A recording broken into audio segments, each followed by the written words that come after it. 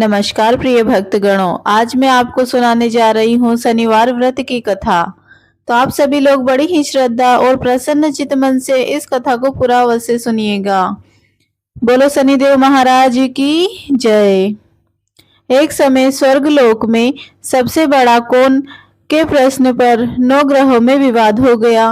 विवाद इतना बड़ा कि परस्पर भयंकर युद्ध की स्थिति बन गई। निर्णय के लिए सभी देवता देवराज इंद्र के पास पहुंचे और बोले, हे देवराज, आपको निर्णय करना होगा कि हम में से सबसे बड़ा कौन है। देवताओं का प्रश्न सुनकर देवराज इंद्र उलझन में पड़ गए। इंद्र बोले, मैं इस प्रश्न का उत्तर देने में असमर्थ हूँ। हम सभी पृथ्वी लोक में उज्जैनी नगरी में राजा विक्रमादित्य के पास चलते हैं। देवराज इंद्र सहित सभी ग्रह उज्जैनी नगरी पहुंचे। महल में पहुंचकर जब देवताओं ने राजा विक्रमादित्य के सामने अपना प्रश्न रखा, राजा विक्रमादित्य भी कुछ देर के लिए परेशान हो उठे, क्योंकि सभी देवता अपनी अपनी शक्तियों के कारण महान थे। किसी को छोटा या बड़ा कह देने से उनके क्रोध के प्रकोप से भयंकर हानि हो सकती थी। अचानक राजा विक्रमादित्य को एक उपाय सूझा और उन्होंने विभिन्न धातुओं यानी कि स्वर्ण, रजत, कांसा, ताम्र, सीसा, रंगा, जस्ता, अब्रक व लोहे के 9 आसन बनवाए।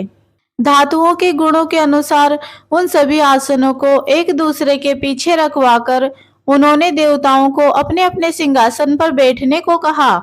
देवताओं के बैठने के बाद राजा विक्रमादित्य ने कहा, आपका निर्णय तो स्वयं हो गया।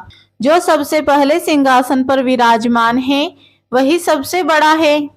राजा विक्रमादित्य के निर्णय को सुनकर शनि देवता ने सबसे पीछे आसन पर बैठने के कारण अपने को छोटा जानकर क्रोधित होकर कहा, राजा विक्रमादित्य, तुमने मुझे सबसे पीछे बैठाकर मेरा अपमान किया है। तुम मेरी शक्तियों से परिचित नहीं हो, मैं तुम्हारा सर्वनाश कर दूंगा। शनि ने कहा, सूर्य एक राशि पर 1 महीने, चंद्रमा 2.25 दिन, मंगल 1.5 महीने, बुध और शुक्र 1 महीने, बृहस्पति 13 महीने रहते हैं, लेकिन मैं किसी राशि पर 7.5 वर्ष तक रहता हूँ। बड़े बड़े देवताओं को मैंने अपने प्रकोप से पीड़ित किया है। राम को 7.5 के कारण वन में जाकर रहना पड़ा और रावण को 7.5 के कारण युद्ध में मृत्यु का शिकार बनना पड़ा। राजा, अब तू मेरे प्रकोप से नहीं बच पाएगा। इसके बाद अन्य ग्रह देवता तो प्रसन्नता के साथ चले गए, परंतु शनिदेव बड़े क्रोध के साथ वहां से विदा हुए। राजा विक्रमादित्य पहले की तरह न्याय करते रहे। उनके राज्य में सभी स्त्री पुरुष बहुत आनंद से जीवन यापन कर रहे थे। कुछ दिन ऐसे ही बीत गए। उधर शनि देवता अपने अपमान को भूले नहीं थे। विक्रमादित्य से बदला लेने के लिए शनिदेव ने घोड़े के व्यापारी का रूप धारण किया और बहुत से घोड़ों के साथ उज्जैनी नगरी पहुंचे।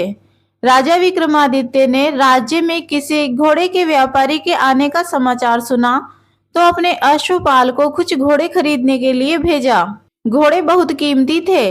अश्वपाल ने जब वापस लौटकर इस संबंध में बताया तो राजा विक्रमादित्य ने स्वयं आकर एक सुंदर व शक्तिशाली घोड़े को पसंद किया। घोड़े की चाल देखने के लिए राजा उस घोड़े पर सवार हुए तो वह घोड़ा बिजली की गति से दौड़ पड़ा।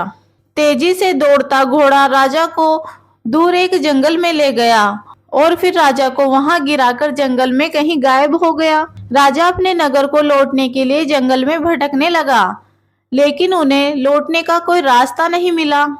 राजा को भूख प्यास लगाई। बहुत घूमने पर उसे एक चरवाहा मिला। राजा ने उससे पानी मांगा। पानी पीकर राजा ने उस चरवाहे को अपनी अंगूठी दे दी।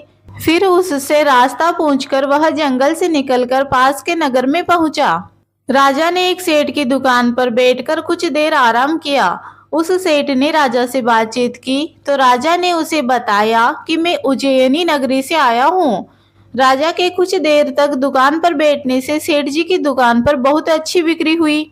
सेठ ने राजा को बहुत भाग्यवान समझा और खुश होकर उसे अपने घर भोजन के लिए ले गया।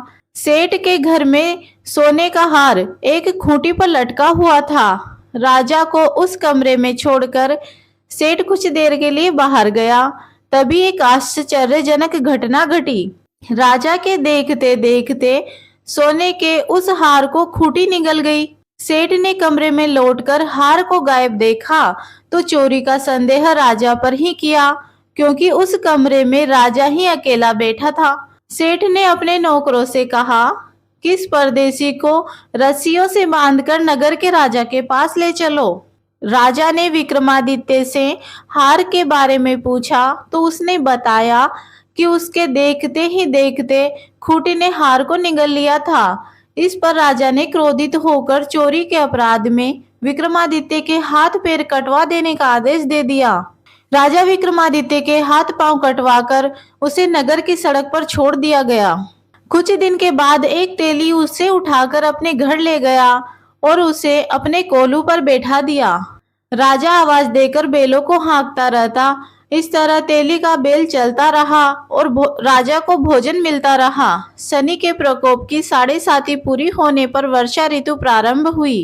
राजा विक्रमादित्य एक रात मेघ मल्हार गा रहा था। तभी नगर के राजा की लड़की राजकुमारी मोहिनी रथ पर सवार उस तेली के घर के पास से गुजरी। उसने मेघ मल्हार सुना तो उसे बहुत अच्छा लगा और दासी को भेजकर गाने वाले को बुला लाने को कहा। दासी ने लौटकर राजकुमारी को अपंग राजा के विषय में सब कुछ बता दिया। राजकुमारी उसके मेघ मल्हार से बहुत मोहित हुई, अतः उसने सब कुछ जानकर भी अपंग राजा से विवाह करने का निश्चय कर लिया। राजकुमारी ने अपने माता पिता से जब यह बात कही तो वे हैरान रह गए। रानी ने मोहिनी को समझाया, बेटी तेरे भाग्य में तो किसी राजा के रानी होना लिखा है, फिर तो उस अपंग से विवाह करके अपने पांव पर कुल्हाड़ी क्यों मार रही है। राजकुमारी ने अपनी जिद नहीं छोड़ी। अपनी जिद पूरी कराने के लिए उसने भोजन पानी सब छोड़ दिया और प्राण त्याग देने का निश्चय कर लिया। आखिर राजा रानी को विवश होकर अपंग विक्रमादित्य से राजकुमारी का विवाह करना पड़ा। विवाह के बाद विक्रमादित्य और राजकुमारी तेली के घर रहने लगे।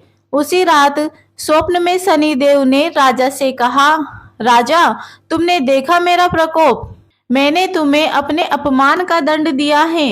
राजा ने शनिदेव से क्षमा करने को कहा और प्रार्थना की, हे शनिदेव आपने जितना दुख मुझे दिया है अन्य किसी को न देना।